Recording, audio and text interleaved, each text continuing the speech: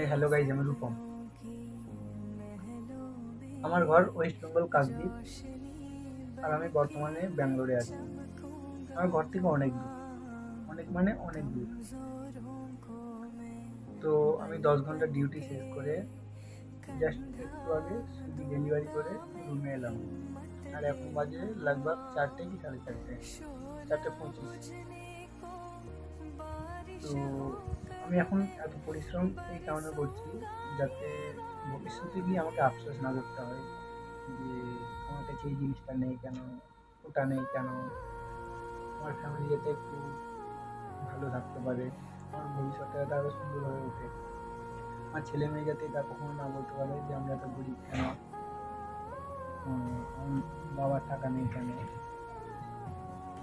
এতে শারীরিক সমস্যাগুলো সমাধান হয়ে যায়। তো এই ব্যাপারগুলো সবাইকে বোঝানো যায় না। তো তাদেরকে আমি একটা কথা বলতে চাই যে কখনো না কখনো তোমরা ওই রাস্তায় আসবে যে রাস্তায় এখন আমি যাচ্ছি, তখন সময়টা অন্য থাকবে। তোমরা কাজ করবে আর আমি আরাম করবো।